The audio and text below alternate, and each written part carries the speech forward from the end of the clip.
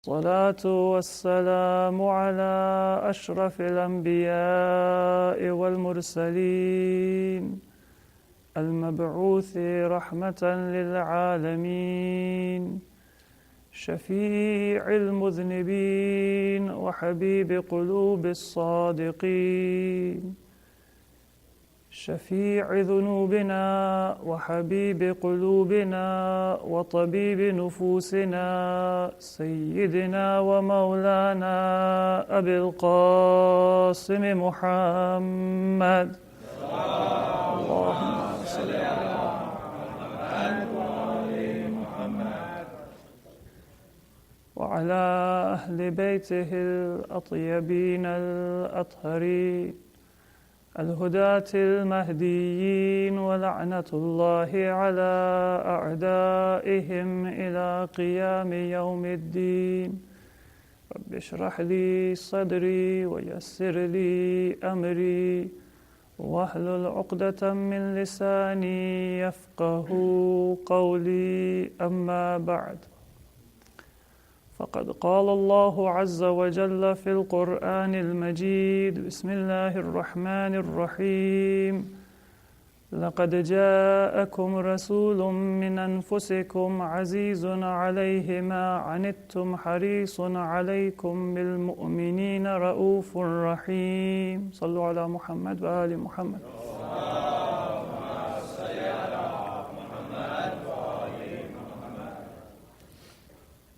Respected brothers and sisters, Assalamu alaikum wa rahmatullahi wa barakatuh.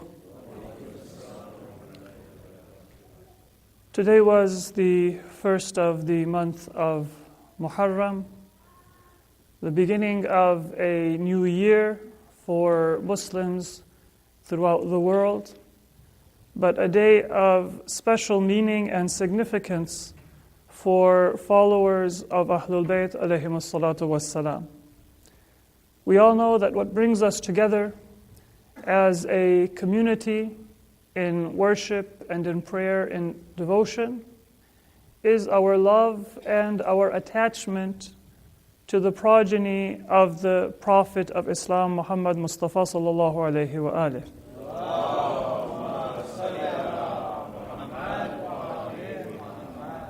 And that attachment to the progeny of the Prophet is actually because of our attachment and our love and our devotion to the Prophet himself. And that attachment to the Prophet, it is because of the debt that we owe the Prophet creationally and religiously and spiritually for all of the good that we have been shown by Allah in our lives. All of our blessings, not just our religion and our beliefs and our creed, but anything good that has come to us in our lives. All of those blessings, they are through the blessings and the barakah and the cause of the Prophet and his grace. So when we come together for the month of Muharram, it is fitting for us to think about our relationship to the Prophet. And for this reason, in the nights that we will be together, I want to discuss the legacy of the Prophet of Islam, Muhammad Mustafa sallallahu alayhi wa alihi, and what it means specifically for the Muslim Ummah and community as a whole. Now, in past talks, we have sometimes discussed the difference of opinion among different Muslims with regard to the nature of prophethood and what kind of leadership the Prophet had and what kind of obedience the Prophet is owed by his community. That is something which we will look at briefly, inshallah, because it is an important part of our understanding of our relationship to the Prophet. But I want to look primarily at another dimension of our relationship to the Prophet, in this series of talks that we will be together. And this is because if you look around the Muslim world today, you will see that whether it be in the United States, among our Muslim organizations and groups, or whether it be internationally, the Muslim Ummah is not in an enviable position. A few years ago, we were witnesses to what became known as the Arab Spring. And there were a great deal of hopes that were placed upon the positive developments and movements in different parts of the Muslim world. The overthrowing of yokes of tyranny and oppression. But in the last few years, we have seen that that hope has been turned into a great deal of hopelessness and a great deal of worry and concern for even those limited blessings that people had under tyrannical governments in terms of stability, the ability to earn a livelihood, the ability to send your children to school and be confident that they will return home safe and sound to their families. It's a tragic state when people might say that the days of Hosni Mubarak were not quite so bad. It's a tragic state for the Ummah when people in Tunisia might say that maybe the days of Zainul Abidin ibn Ali were not so bad, the former president of Tunisia. It's a tragic state when we see that what has transpired in Yemen, in Bahrain, in Syria, has caused people to lose hope. But the most dangerous part of this loss of hope is something that is not exclusive to the Muslim world or those countries where Muslims are a majority. There is an important disease of secularism which infects many Muslims without us sometimes even knowing that we have been affected or infected by it. And this is the feeling or the fear that Islam is something dangerous. Or if people do not want to say that Islam is something dangerous, Muslims are dangerous. And so you need some kind of protection from people who are too zealous or too pious or too focused on their religion. The natural result that many people in Egypt have taken after just a few months of the rule of a party known as the Muslim Brotherhood was that we need some kind of security from these Muslims. Something about the religion, something about these people's practice of their religion means that it will not be able to achieve justice, stability, and what every human being would want within society. So some Muslims, they may have turned to the idea that we need to have a secular state. Muslims can practice, but there needs to be a Bill of Rights. There needs to be a judicial system. There needs to be some sort of political institution that can save people from overzealous Muslims. Some people might think that it needs to be a strong army. And that is why we see that some of those institutions which were condemned in the past, they have been rehabilitated in those Muslim societies because people think that it is a source of protection. Among many Muslims in America as well, I think if they were to be asked that between yourself and God, would you be willing to live under the rule of Islam? Then many people would say, I'm a Muslim. I love my freedom of religion. I want to worship Allah as a Muslim. I love the Prophet. But I wouldn't go quite so far. I enjoy also my freedom from having religion be the governing principle of my society and everything within my society. Now, I think that from the perspective of a believing Muslim, this is probably the greatest tragedy that we can imagine a Muslim community to have to live through, where many educated, sincere, and in some sense even pious Muslims would think that there needs to be some source of safety from an Islamic system or from Islam.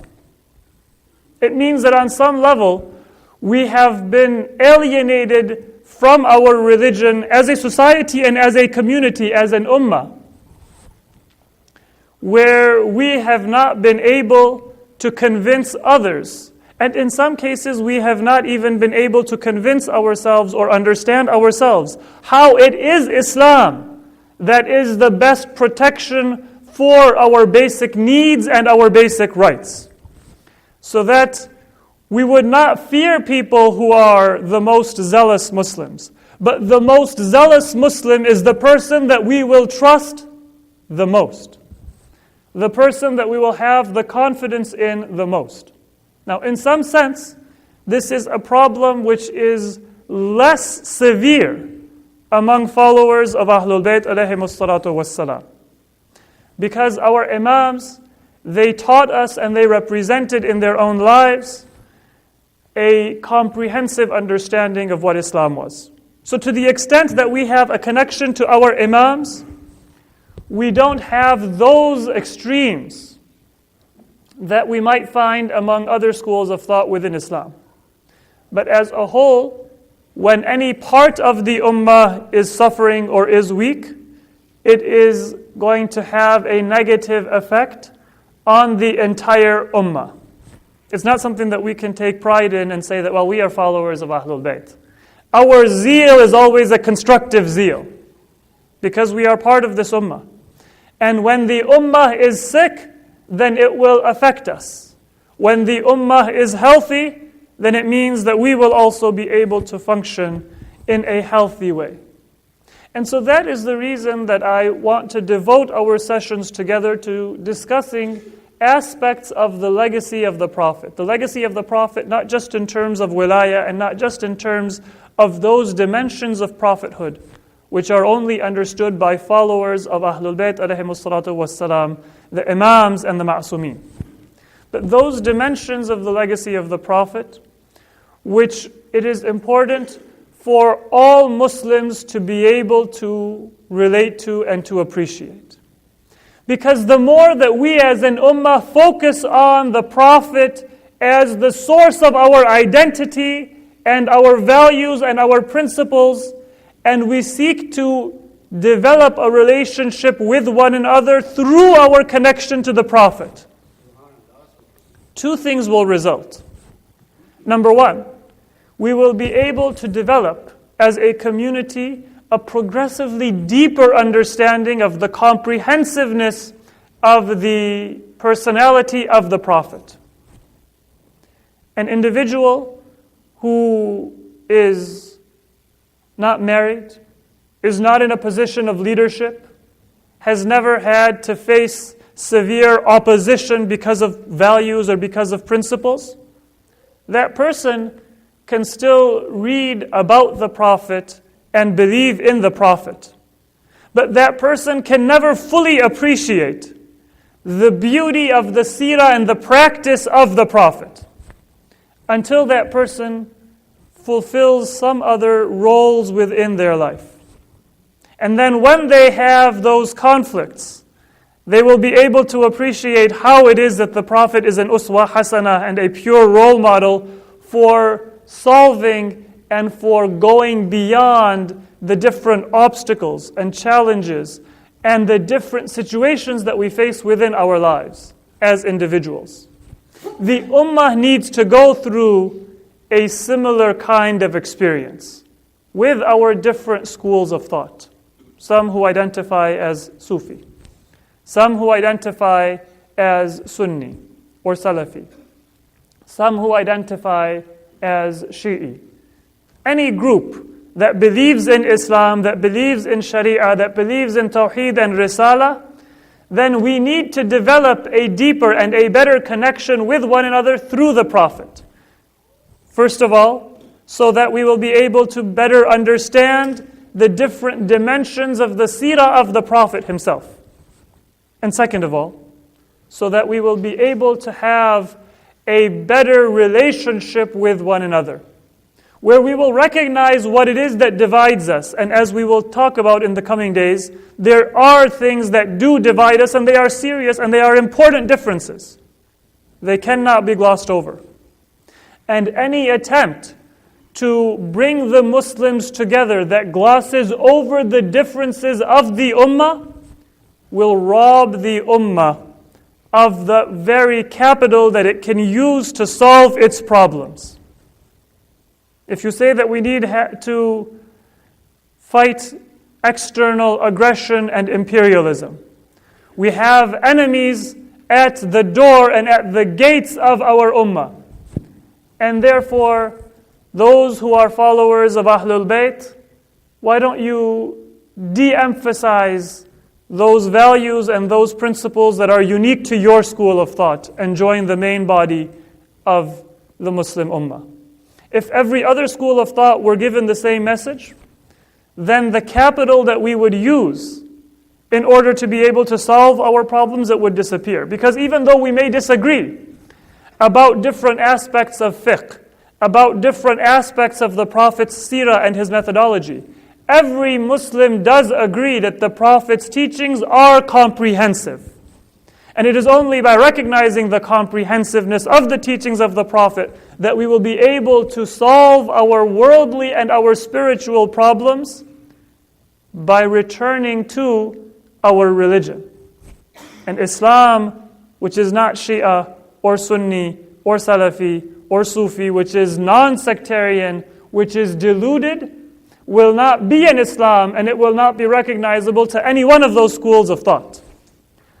But when we develop that connection through the Prophet, then we will be able to manage and properly contextualize those differences in a constructive way.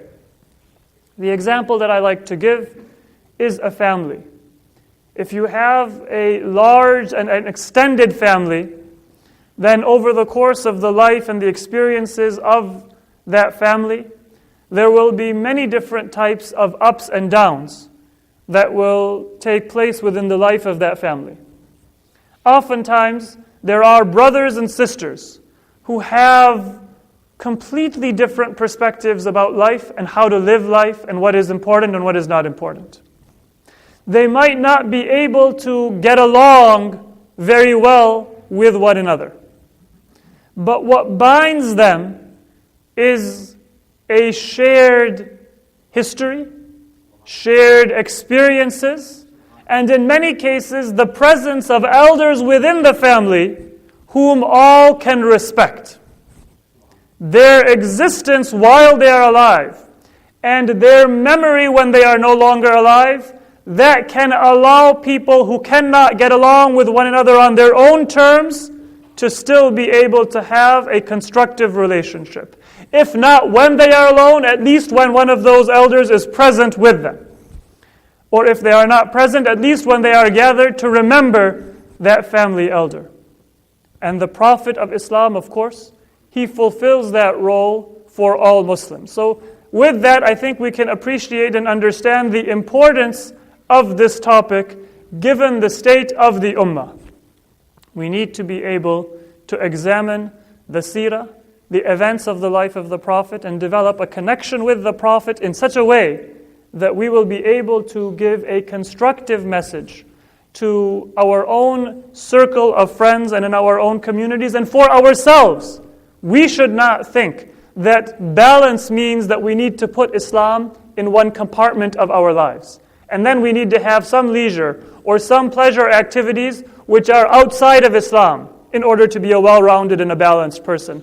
There was no one who was a more well-rounded and a more balanced person than the Prophet. If you want to achieve that balance and be well-rounded, then you should be as zealous as possible in order to understand the Prophet himself. Sallu ala Muhammad wa ali Muhammad.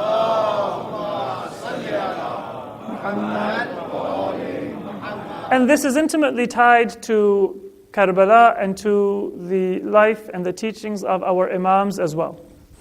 I want to make one point, and I won't dwell on the point, but it is important for us to remember.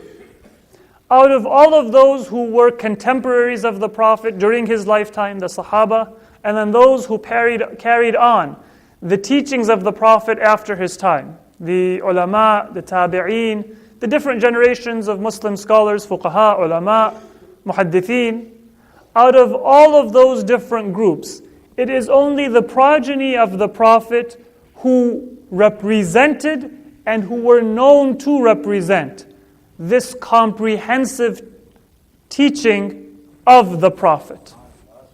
If you look at the Khulafa, then the majority of the Muslim Ummah has a great deal of respect and admiration for the Khulafa, especially for the period of the first 30 years after the lifetime of the Prophet, especially for the first 4 caliphs. And if we add Imam Hussain Mujtaba alayhi salatu wassalam to that list,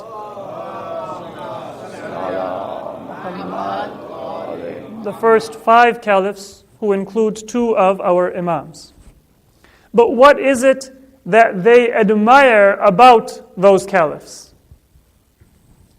Primarily, you will see that aside from the slogans that they were the best of people after the Prophet and they were given the leadership politically of the Muslim Ummah in order of their precedence, when you come down to the details and you move beyond the slogans, you see that the admiration is for a certain specific dimension.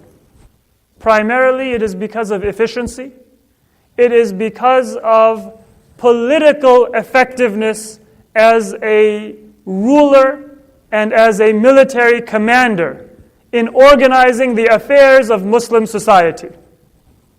There are rulings of the first caliph which are not followed, not just by the followers of Ahlul Bayt, but which have been rejected even by those who are considered to be followers of the first caliph and consider him to be religiously the best person after the Prophet.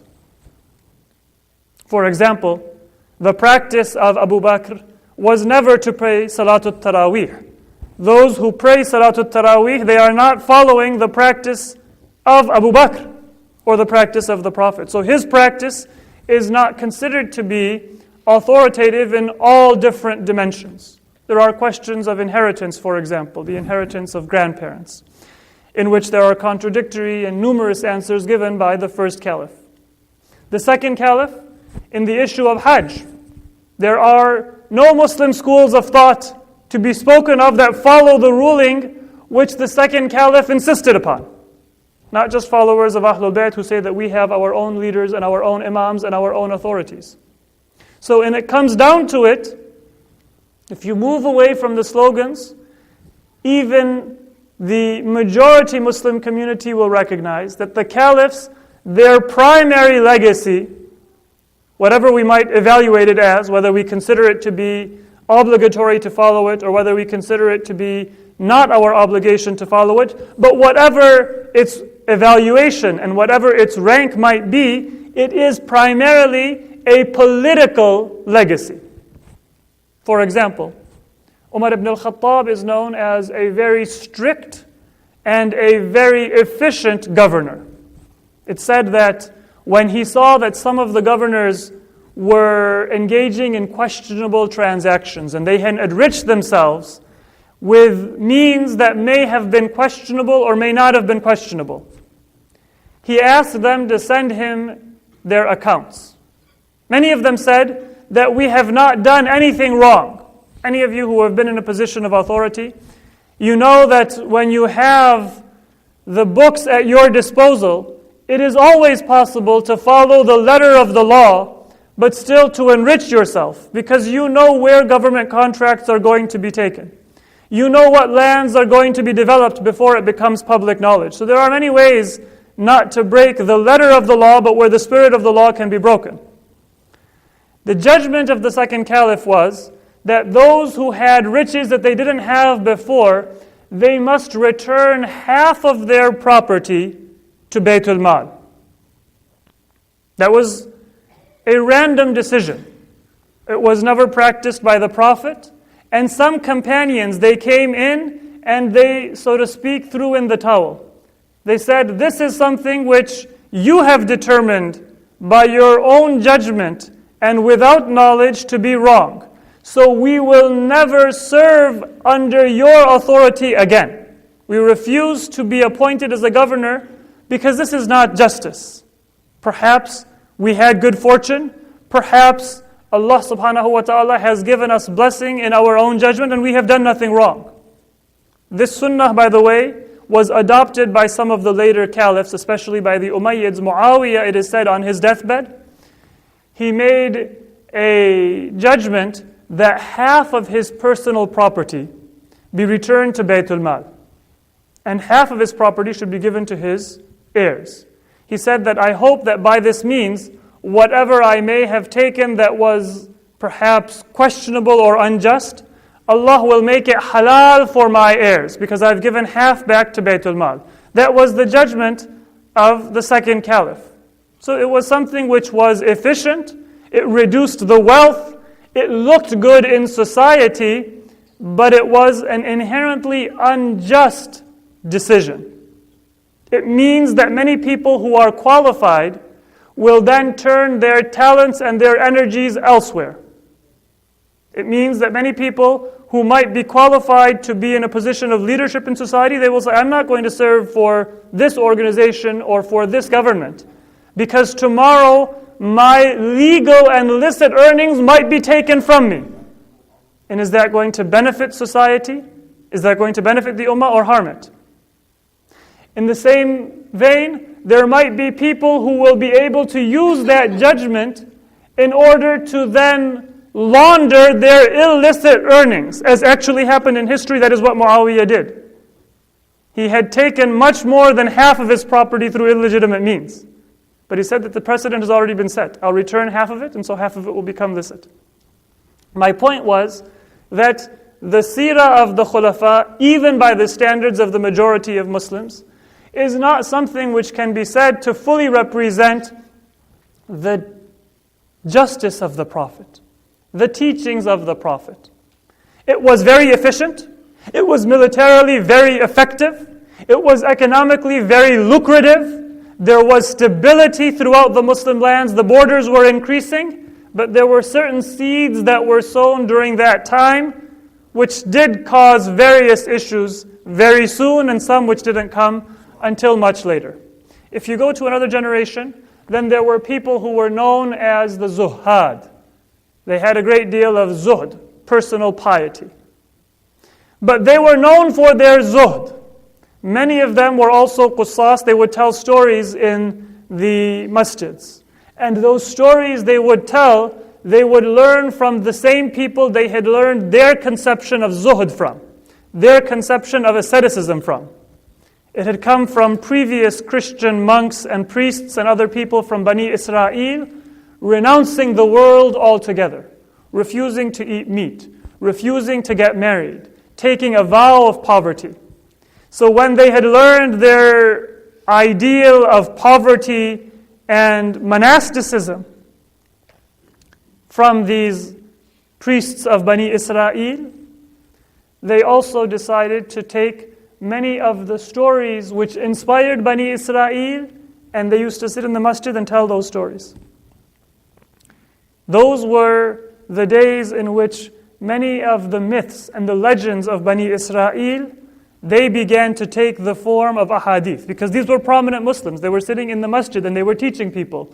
And so the new Muslims and the young Muslims who came and listened to their speeches, they thought this must be an Islamic message coming from the Prophet. They became attributed to Islam, or they even became attributed to the Prophet falsely when they were rumors and myths and false stories that had come from Bani Israel. These people may have been very pious in the sense of renouncing the world, but they didn't have any real knowledge of Islam or tafsir of Quran. Then there were people who were known as fuqaha, but in some cases they didn't have political courage or insight. Some of them, like Zuhri for example, They may have made their compromises with the governments of their time when they became appointed as judges, when they became appointed as teachers, when they became appointed as prayer leaders that legitimized a government that was at the same time oppressing people throughout the Muslim world. So this is something which we see in every generation. But it was only Ahlul Bayt alayhimus salatu wassalam who represented the comprehensiveness of the teachings of the Prophet. Not all of the members of Ahlul Bayt alayhimus salatu wassalam were able in their lives to perform all of the roles that the Prophet played. He had many different roles. He had different roles within his family, within his immediate surroundings, politically, religiously, spiritually, giving personal advice to people in different situations. Not all of our imams were able to play all of those roles. That is not my point. My point is that in whatever roles the imams did play, that role represented a comprehensive application of the teachings of the Prophet as it applied in that situation. And so if we say that Imam Zainul Abidin alayhi salatu wassalam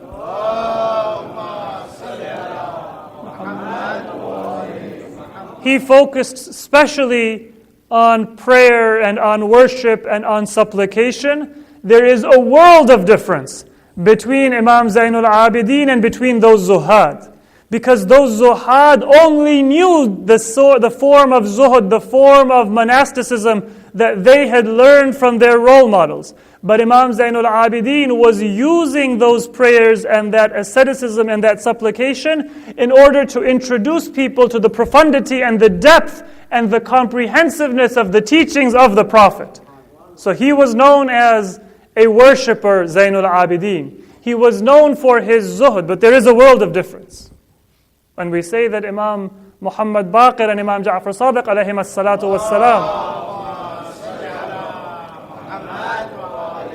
they were known for their fiqh and for their scholarship. There is no comparison between them and Abu Hanifa or Rabi'a ibn Abi Rahman or Qatada ibn Da'ama or other fuqaha of their time.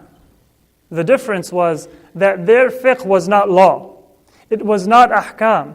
It was a deep understanding of the totality of the teachings of Islam. So when we speak about the legacy of the Prophet, what we want to do is we want to be able to better understand and contextualize all of those stories and all of those incidents that we have learned from our imams and from Ahlul Bayt alayhimus salatu wassalam as well. Because it is that legacy which they were applying in their time. It is that legacy which we are to derive our inspiration and which we are to follow in our own lifetimes. Now, please recite salawat.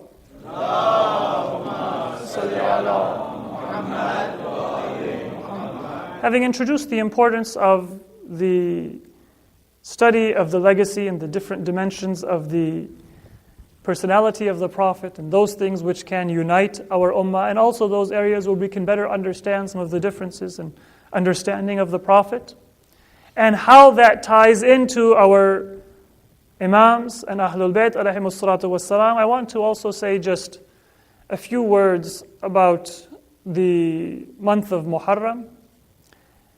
We know that these are days in which the followers of Ahlul Bayt, we mourn.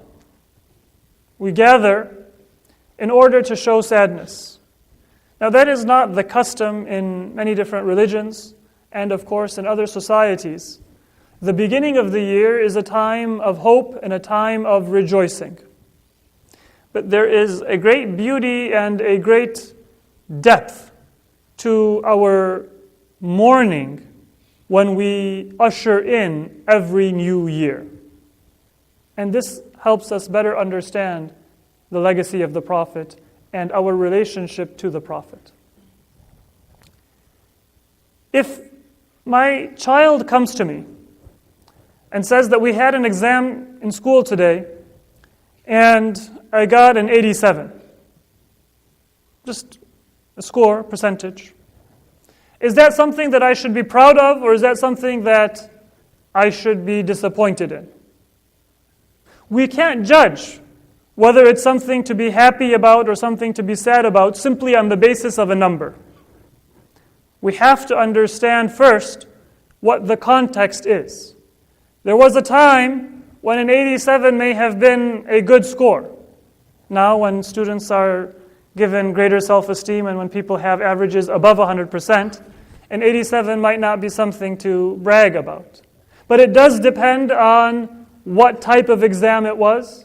It depends on how strictly it was graded. It depends on whether it represents something that that student should have known or something that they were not yet expected to know. It also depends on what the abilities and the effort of that student was.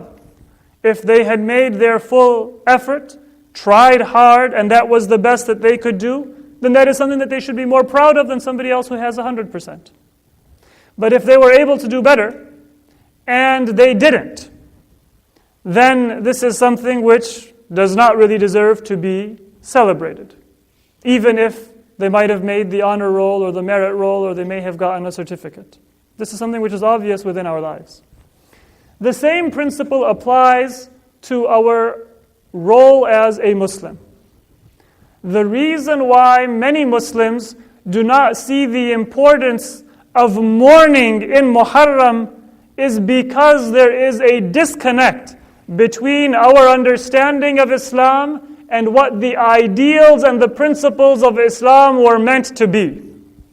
If we understand the legacy of our Prophet, if we understand what it was that our Prophet wanted his followers and his society to accomplish, if we understand that the Prophet came not just to prevent certain types of sins and injustices from being committed, not just to prevent people from drinking and to have them pour their wine flasks into the streets of Medina, and to prevent public gambling and the other superficial sins, and to issue certain punishments and to legislate hudud and very strict punishment for crimes and for sins. But that the Prophet wanted to eradicate evil and injustice and oppression from the source. Then would we ever say that Islam had a golden age? There were many scientific achievements. There were many cultural achievements. There was even a time when Islam created a world civilization, and we don't want to deny the beauty of Islamic history and architecture and all of those things. But if we understand the aims of our Prophet, what he wanted to accomplish, and why it was that the Quran says that it is as if, O Messenger, you will give up your own life in order for them to achieve guidance. It wasn't to build the Taj Mahal. It wasn't to be able to discover new elements and how to distill them into different kinds of chemicals, or to achieve a new utilization of capital, or to achieve new types of political or military technology. It was for them to achieve the spiritual heights that will allow them to create a society worthy of those who have been made the vicegerents of Allah on this earth.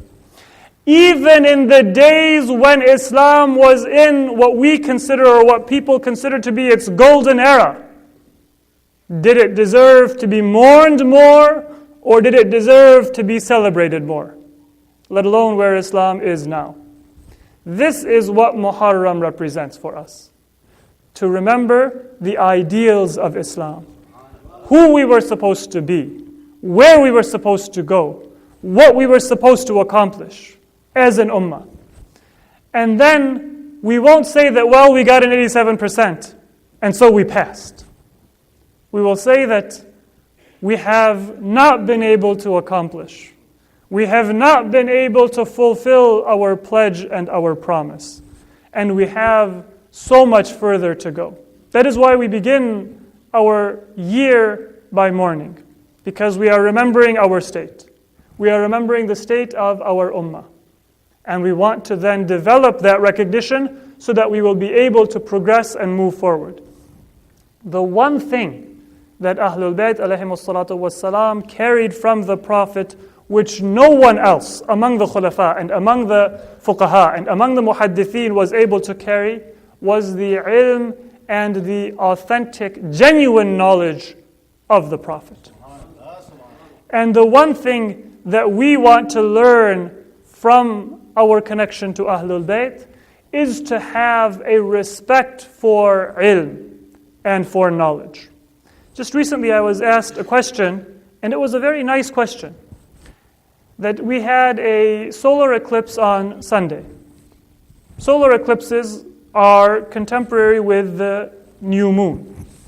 So why is it then that Muharram did not start on Sunday if that is when science says that the new moon was? Why would Muharram be either on Monday, or why are we saying that the first of Muharram was today on Tuesday? It's a very valid question, it's a good question. But what usually happens, and I'm not criticizing anyone in particular, this is a general principle which maybe I myself have sometimes fallen prey to. What comes next is, why don't our fuqaha think about science and try to make use of these new advancements of knowledge in order to be able to issue up-to-date fatwa? And this is where we run into a problem. Because we have to have a respect and an understanding of the logic of Sharia. Maybe the beginning of the Islamic month does not go by when the new moon is, but when the crescent is visible. So it's not a question of not utilizing science, but it's a question of having a different standard which Sharia has asked us to apply. That humility before ilm and ulama in general is part of our connection to the Prophet of Islam.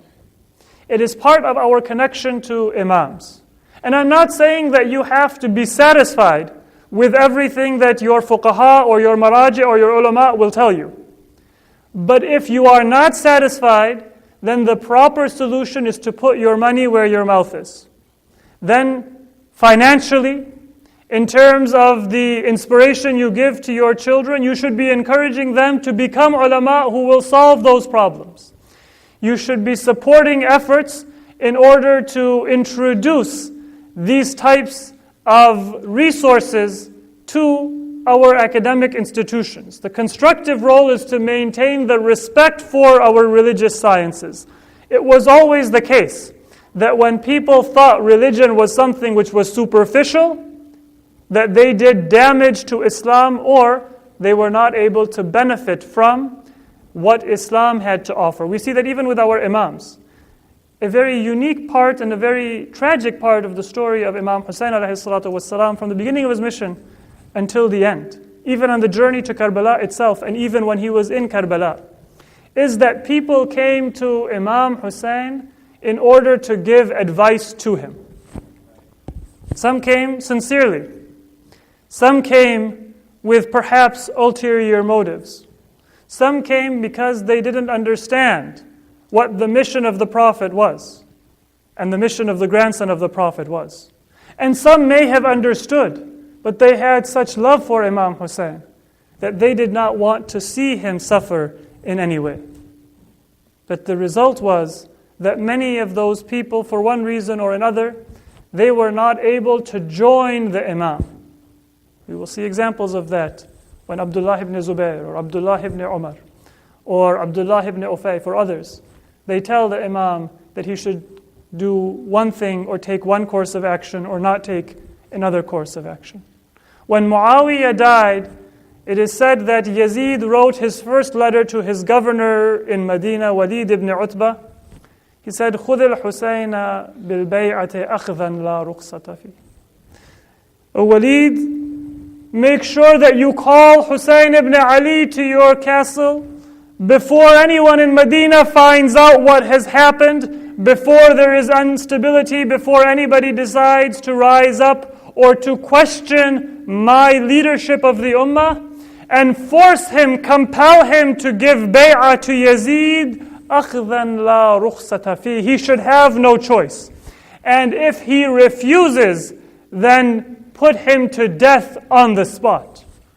Perhaps that was the wasiyah of Muawiyah. Perhaps that was something which Yazid thought would solidify his rule. They did not know the purposes of Allah subhanahu wa ta'ala and the strength of purpose of the Imam. You all know the story of how Imam Hussain went to the castle of Walid and says that I will not give my allegiance now. Let us wait until morning and you can see and we can see what we will do. But if there is going to be a bay'ah, then it should be publicly. And then the Imam began to make preparations to leave Medina. فَخَرَجَ مِنْهَا خَائِفًا يَتَرَقَّبُ. The haram of the Prophet, the city which was named for the grandfather of Hussein ibn Ali, was no longer a place where Hussein ibn Ali was safe. It is said that when he began to make the preparations to leave, it was not just a matter of telling his children and his womenfolk and his sons and his brothers and preparing the camels and the horses and the provisions that they would need. But it was also a matter of bidding farewell to the sites and to the shrines with which Imam Hussain used to live morning and night.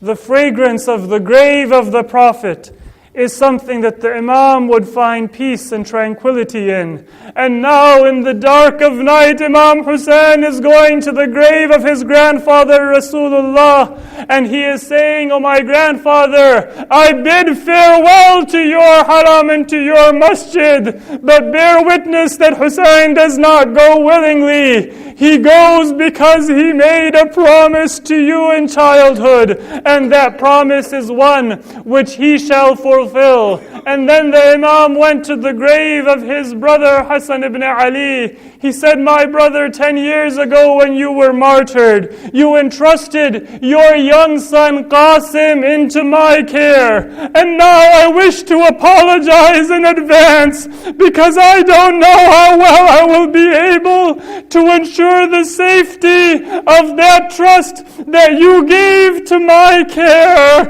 Oh my brother Hassan, if there will be any pain or any suffering that will befall your beloved Qasim, then forgive your brother Hussein, because as long as he is able, he will protect him and defend him with whatever he is able to do." And then the Imam went to the grave of his mother Fatima bint Muhammad, and he threw himself down on the grave, and he must have said in his final words when he was bidding farewell to his mom that, "Oh my mother, oh daughter of the Messenger of Allah, once ever since I was a child, you always used to ensure that I would take special care of my sister Zainab. Whenever you saw that she was sad, you would take her hand and bring her to me and say, 'Oh my beloved Hussein, my Zainab is not feeling well. She is sad, she is crying, and there is no one who can give her peace and make her happy better than you.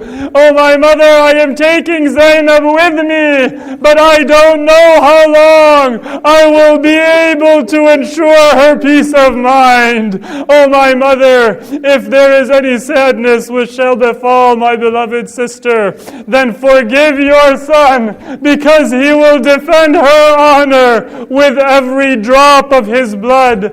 इस तरह से इमाम हुसैन इब्न अली ने जाने की तैयारी की मदीने से। जैसे जैसे इमाम के चाहने वालों को खबर मिलती थी कि इमाम जाने वाले हैं, तो वो बेताब होकर इमाम की खिदमत में आते थे। रिवायतों में मिलता है कि अमीरुल मोमिनीन के सबसे छोटे फर्जंद, जिनकी कुनियत अबुल कासिम या अबू हफ्स बताई जाती है, वो इमाम की खिदमत में पहुंचे। रात का वक्त था। कहा कि मैंने सुना कि इमाम जाने की तैयारी शुरू कर रहे हैं मदीने से। मैंने इमाम को अकेले पाया। मैंने कहा, ऐ मेरे भाई हुसैन इब्न अली, एक हदीस है जो मेरे भाई हसन ने मुझे बताई थी अपने वालिद अमीरुल मोमिनीन की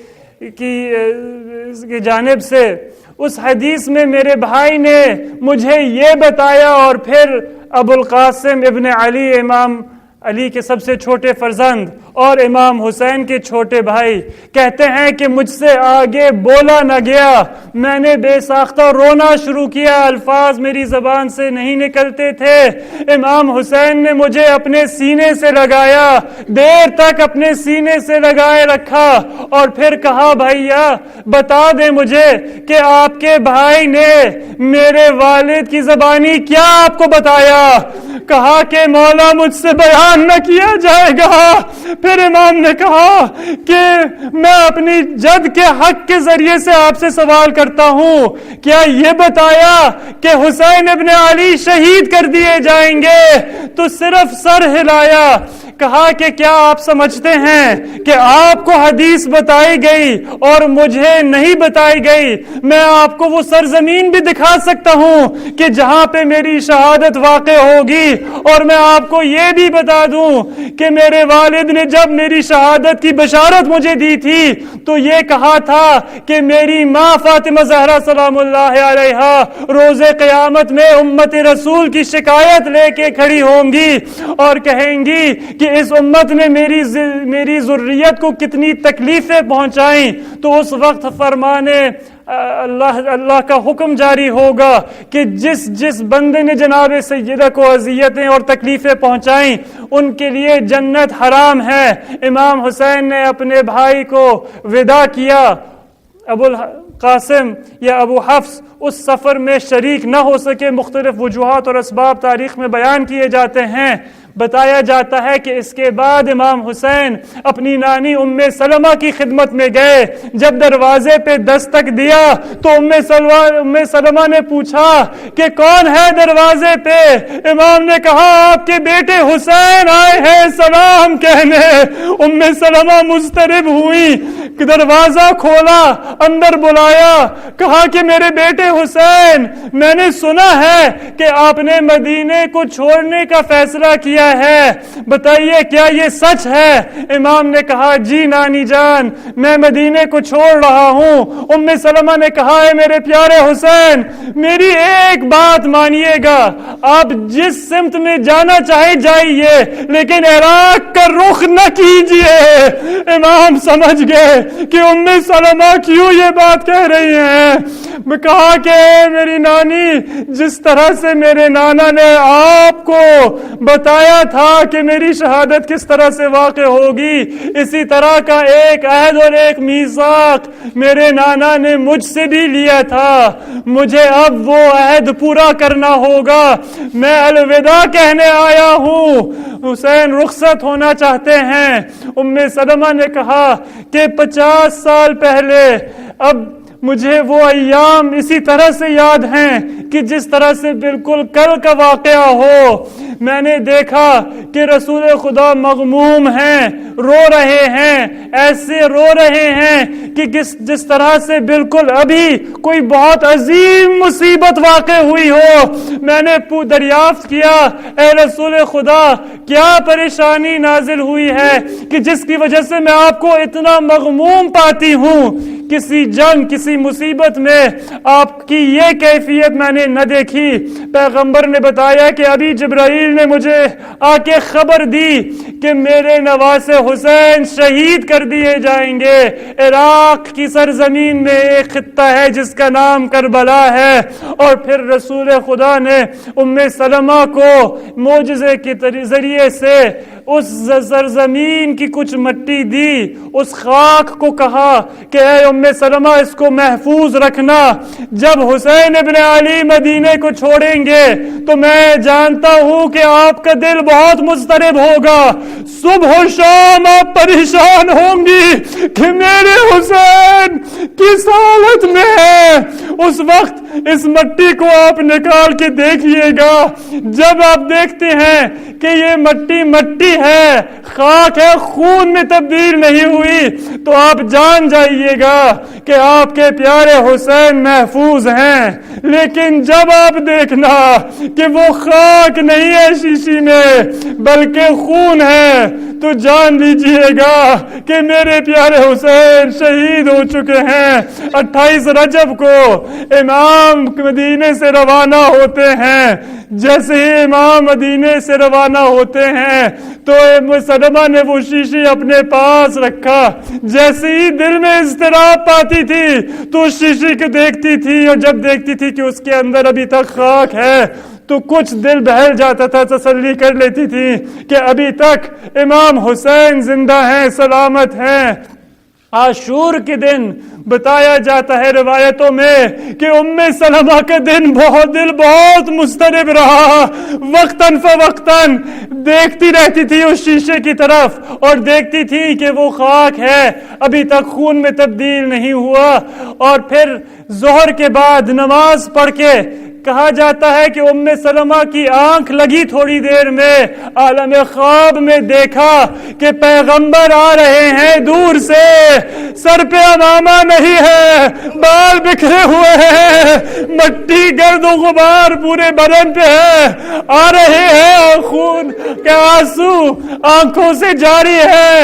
ام سلمہ نے 50 سال کے بعد رسول کی زیارت کی اور کبھی اس کیفیت میں نہ دیکھا۔ کہا کہ اے رسول خدا کیا ہو گیا، میں آپ کو اس عالم میں کیسے دیکھ رہی ہوں؟ رسول نے کہا اے ام سلمہ میں آپ کو کیا بتاؤں، بس ابھی میں کربلا سے ہو کے آیا ہوں۔ ام سلمہ ایک دم پریشان ہوئی، ماتم کرنا شروع کیا، اس شیشی کی طرف دیکھا، کہا کہ ہو سکتا ہے یہ خواب ہو سکتا ہے کہ ابھی بھی میرے پیارے حسین زندہ ہو، محفوظ ہو، لیکن جب شیشی کی طرف دیکھا تو اب اس کے اندر مٹی نہ دیکھی بلکہ وہ خون تھا۔ ام سلمہ کو یقین ہو گیا کہ امام شہید ہو چکے۔ انا للہ و انا الیہ راجعون۔